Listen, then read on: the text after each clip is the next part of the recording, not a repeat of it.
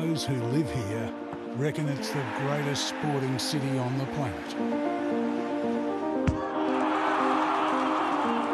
There's something here for everyone. But this time every year, there's one sport that leads the field. And we all jump on for the ride. And it's very elegant. 10 Group 1s, and now the greatest of them all, the Melbourne Cup. Melbourne and Flemington. One needs the other like boots and stirrups, hands and reins. They're bonded by names and colours and numbers that flash across 2 miles and splash a portrait of a sports-mad nation that loves having a crack. A real good crack. Will an Australian horse win? Or, well, this race has come a long way.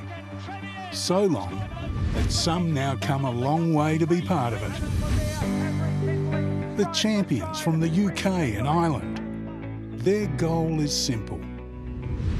Score a precious cup that symbolises much more than a horse race. I just want to thank everybody for their help and everybody here in Australia who's made me very welcome. Dermot World knows the feeling. He's the best Irish stayer of all. Vintage Crop started his run. Then along came Media Puzzle with an Aussie in the saddle. Damien and Dermot have done it. Media Puzzle beats Mr. Prudence. A salute to a lost brother and a moment that soared into the heavens. That was 20 years ago. When we talk about this race, this way of life, we can't help but look back because the past gives meaning to the present. Just think of the legends. Hyperno Salamander by hit climbing lane first, Magnifique second, close for third. But a champion becomes a legend. Makoni Deaver has won it from either end. Now to the now. We're here, ready to play our roles in the snapshot of our nation. Celebrities, fashion folk, feathers, thongs, yell and jump. Hold your breath, pump a fist, raise your glass, put down a pair of them, yet keep looking at who we are. Yes, we're all here. That's what this cup does.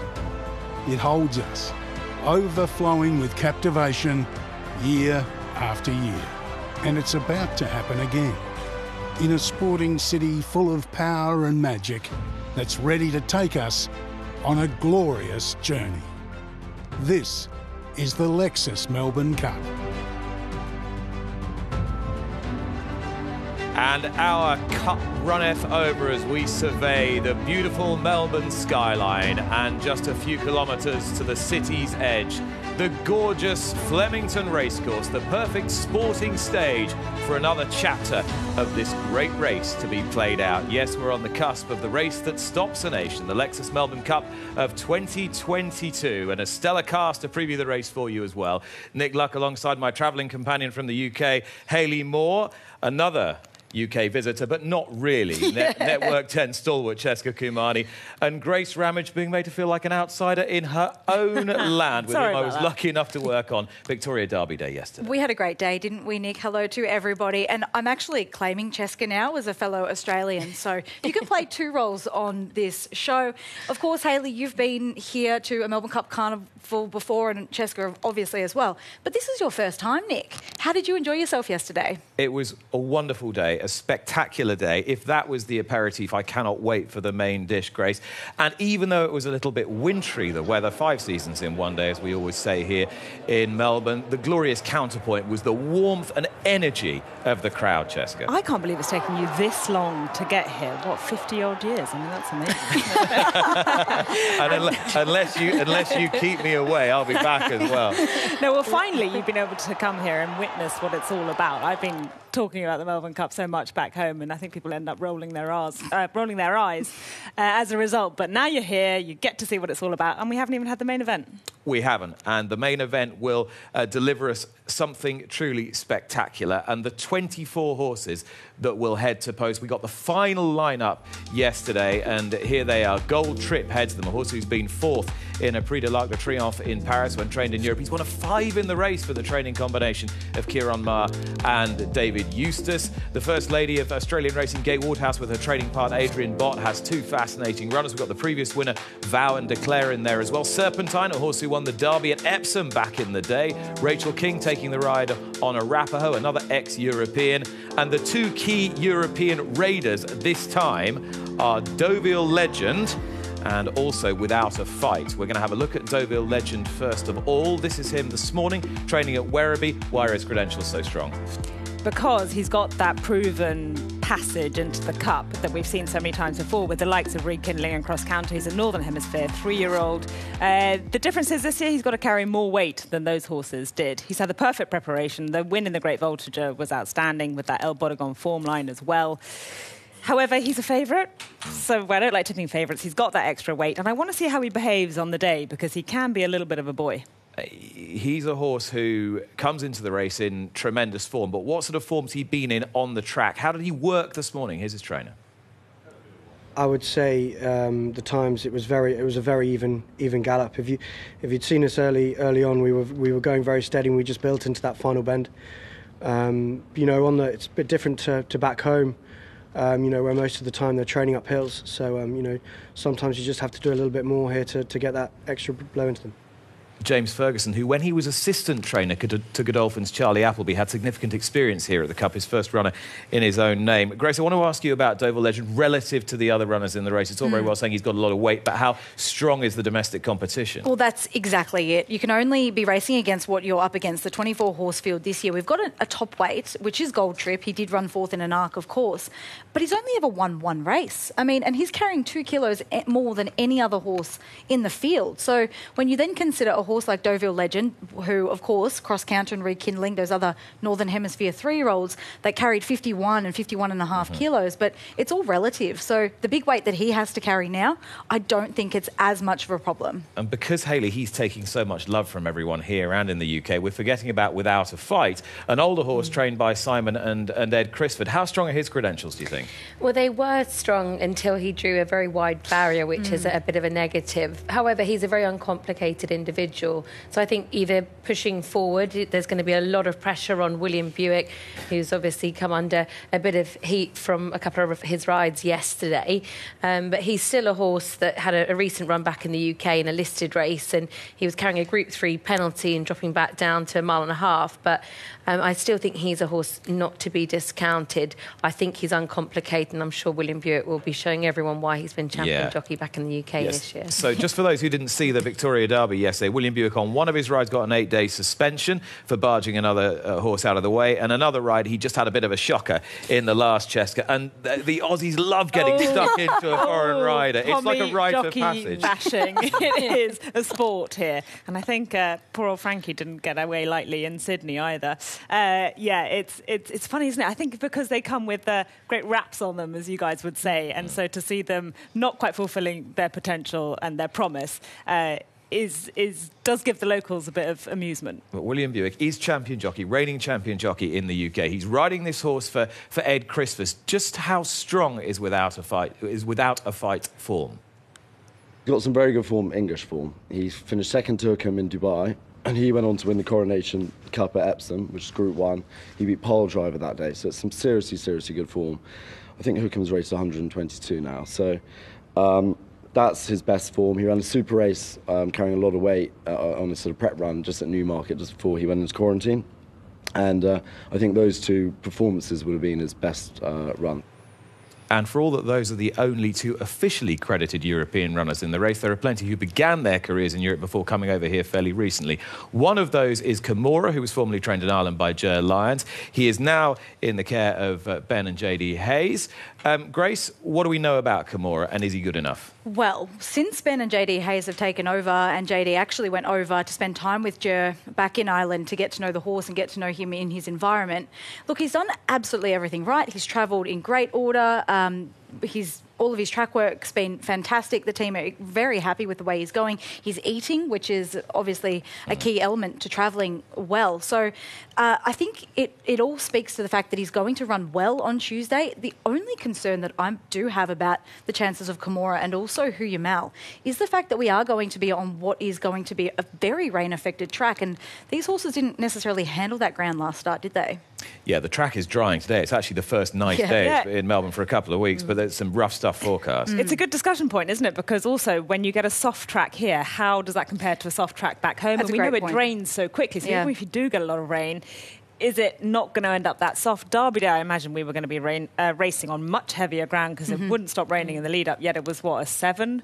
So it's a hard one to predict. It is, actually, and you know what, that probably gives me a little bit more confidence about the chances of Kimura, because obviously it was very testing ground back in his last start, and if it does drain well, I think what will be key is if we get rain during the day and in the lead-up to the Melbourne Cup, we'll make it on top of the surface. But also, don't you think that a lot of it depends on tempo, doesn't it? 'Cause we've had so many cups where, they'll start fast and they drop the anchor around the back. They literally end up hacking. I remember this from the days we brought horses thinking, there's no tempo. And then they'll sprint home. And then actually you need a horse with a lot of tactical speed. And actually stamina's not an issue at all. And Kimura does have a bit of tactical speed. He's never run over this far before. The vibes are that his track work's been very good. And this is what his trainer had to say about it today. Yeah, really happy. We just asked him to bowl through at 14 seconds to the furlong, and he did everything right, gave James, who rides him every morning, a really good feeling. He's bright in the eye walking back. He's really loose in his walk, and look, we couldn't be happy with him going into the race. Ben Hayes, the joint trainer of Kimura, and Kimura not the only recent import from Europe that's now officially in the care of Australian connections. Hu Yamal, Hayley, was good enough to finish second in the Derby at Epsom, is now with Gay Waterhouse and Adrian Bott, and a bit of an enigma. Yeah, he is. He was a bit disappointing when we last saw him. He lined up in our final British Classic, the St Ledger. It was very soft ground that day, and I'm not sure if he quite got home on the wet conditions, which would be a negative if we are going to see a deluge of rain come Cup Day. But he has got some very good form. He was a Group 3 winner of the March Stakes at Goodwood, which is a very tricky track, very different to here at Flemington. But I mean, his Derby form is incredibly strong. We saw the third horse, Westover, come out and win an Irish Derby in devastating fashion. So he has got some strong form lines, but there are a few question marks with his most recent performance. But he's under the care of Gay Waterhouse, which is a real positive. Yeah, a few question marks about him. No question marks about rider Craig Williams, who's won the race before and is in terrific form on and off the track. This was yesterday after he'd scored a Group 1 on Ice Bath, who planted herself. He decided to hop off, and the best way back was on foot, and he milked every last moment of it. Craig Williams, the real crowd pleaser. Can he do it again in the Melbourne Cup?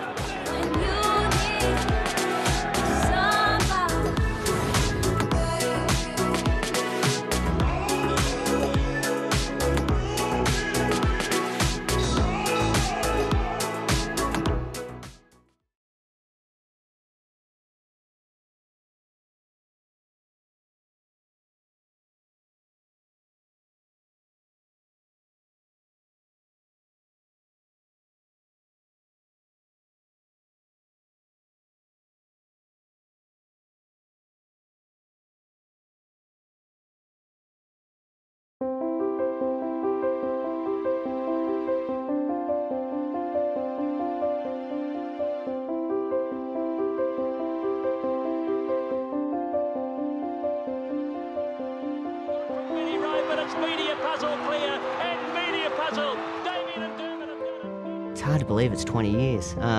So, you know, where's that gone? But, yeah, that was certainly one of my most memorable sort of moments in racing, and very emotional, obviously.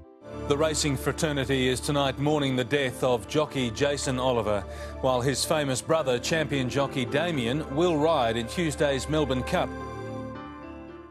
I just had a conversation with my mum, and we both came to the conclusion that, you know, if I was up to riding that horse in the Melbourne Cup, that I was sitting at home and watching it, that, you know, he would have wanted me to ride the horse, and you know, I could just say he would have been saying, "You bloody idiot, what are you doing? You should be on that horse." Didn't he win that Geelong Cup with some authority? He broke the track record. Damien Oliver on board. Wouldn't we love a win for Ollie and Media Puzzle? You know, as a top professional in any sport, when you agree to commit yourself, you're going to be at your best. And I never had the slightest worry. Just great support from both Dermot and his son Mark, who was out here as well. And yeah, I think they put into perspective that it was a horse race, and they just gave me all the support I needed. Racing. Vitality a little slow. Distinctly Secret got out quickly. You know, I had such a difficult week. You know, Derby Day I had about 8 rides and hardly rode a place, and same Cup Day I had a handful of rides before the Cup and hardly rode a place. So I was questioning whether I'd made the right call. And then to ride a race like that I did, and just have everything go so well, and that horse just felt like it was never going to lose in the run. I've never had a Melbourne Cup go so smoothly for me.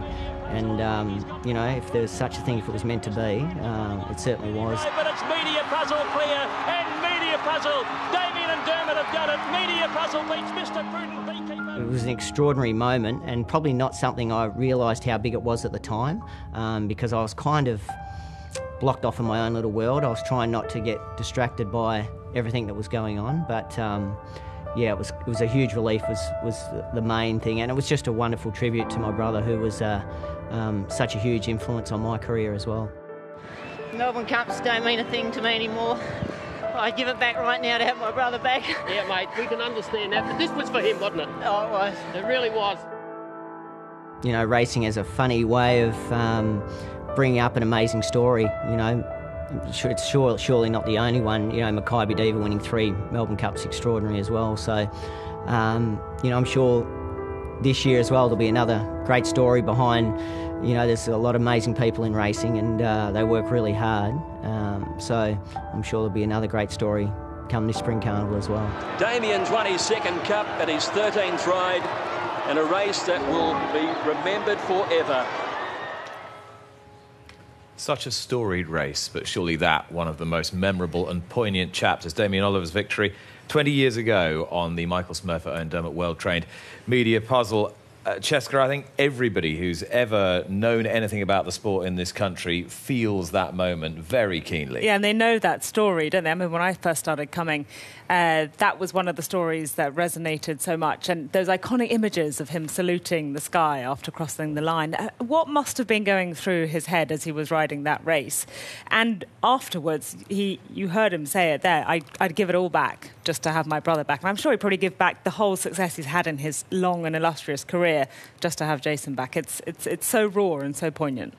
And Grace, Damien is coming to the end of his career, the autumn of his career, and such a shame that he's not in the Cup this time. And you wonder if that will prolong him for a year yet. Yeah, well, he's extremely competitive. Of course, you don't become one of the best jockeys that we've seen, you know, in Australia without that competitive nature. And the fact that he hasn't been able to get a Melbourne Cup mount this year, I think would be safe to say that he'll be doing everything in his power to be back and with, you know, a genuine winning chance next year as well. But I think it also speaks, I mean, now James McDonald doesn't have a ride as well with Loft coming out, that this is a really difficult race to win. It's hard to even have a runner in it or a mount in the race. So, and I think Damien said it so well, that there's always a story. Everyone works so hard, and if you do win, you know, it is a moment to savour forever. It's also a very hard race this year, particularly to get an angle in, to know where to really dive into the race. So why not the Caulfield Cup, one of the other great marquee races of the spring here in Australia? Durston won.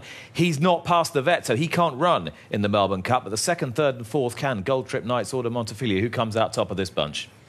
Well, I'm really keen on Gold Trip. I know the horse has got a very, very big weight, and Knight's Order, so the second and third will be the two that I'll be focusing on. Knight's Order actually used to be over in the UK. William Jarvis trained him quite a while ago. And he's a horse that I wouldn't be discounting. I thought he was interesting. And he is a Group 1 winner of the Sydney Cup on heavy ground. Yeah, so, over the distance. Yeah, so he's one that's ticking a few boxes there. I think for me, the horse to pick out of the race was Montefilia, without a shadow of a doubt, because I was going through the form for the Cup the night before the Caulfield Cup, and I kind of was going through it, and I saw her price in the Caulfield Cup at about $26 shot, and I never have a bet, but I had a little each way on her.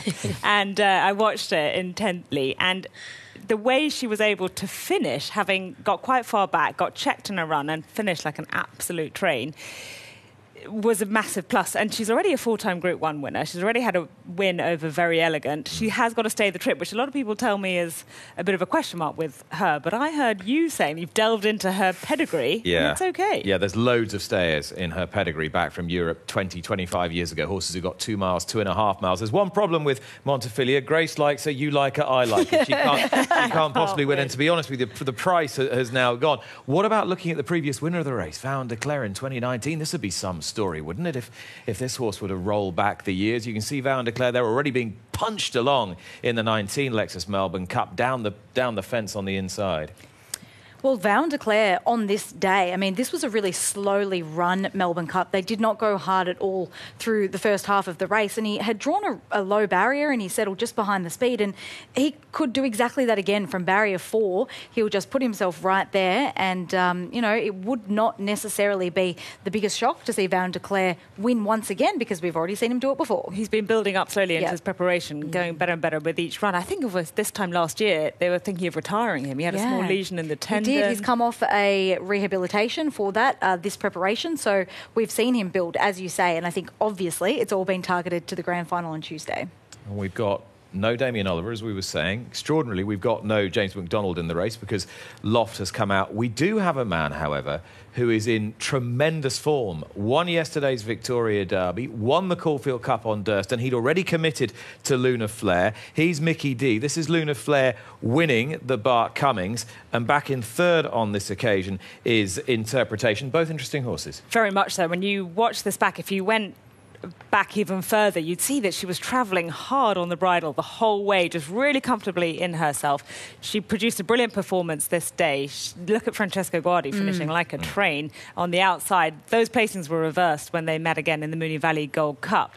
Francesco Guardi not in the Melbourne Cup, and I can't help thinking that it was a gentle enough run. She was at the back. She finished nicely with a nice prep run for the Melbourne Cup. Well, that's the thing. I don't think they were there to necessarily win because she would have gained a penalty. Obviously, it's all about Tuesday. So it was the perfect lead-up run for her in the Moonee Valley Gold Cup that you mentioned behind Francesco Guardi. She definitely has got a great chance. And because she secured her golden ticket in with that light weight, that is a significant advantage as well. And the draw, that was in her favour just yesterday as well. I thought 12, that's at least reasonable, down the middle, so happy days. Sometimes when things are rolling for you, they just keep rolling. I wonder if they will at this carnival for Mickey D. It was certainly, well, James McDonald had 4 winners, but in terms of the feature race, it was Mickey's day yesterday.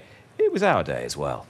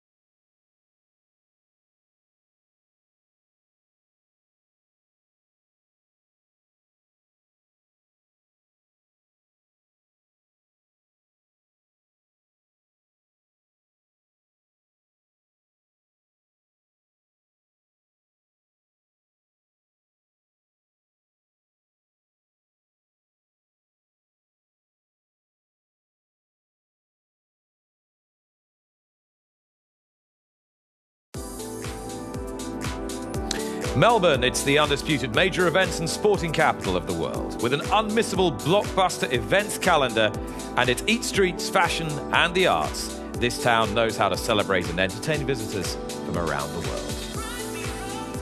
And there is no entertainment like Flemington Racecourse. There will be no entertainment like the Lexus Melbourne Cup of 2022, come rain or come shine. But we need to figure out some way of really predicting the result for you. So step forward, our virtual reality Melbourne Cup in the company of Victoria Shaw. Gamora and Montefilia head them into the straight from Deauville Legend and Gold Trip. Emissary is next from Realm of Flowers, Arapaho without a fight, making ground. Huyamal towards the 300-metre mark, flying along the inside. Arapaho, Gold Trip and Luna Flare late down the outside. But as they go to the 200-metre mark, Deauville Legend reach the lead. Montefilia the rail, Realm of Flowers and without a fight, bursting through from Huyamal and Kimura. Deauville Legend from Montefilia without a fight and Huyamal. Deauville Legend takes the Lexus Melbourne Cup from without a fight, Montefilia and Huyamal.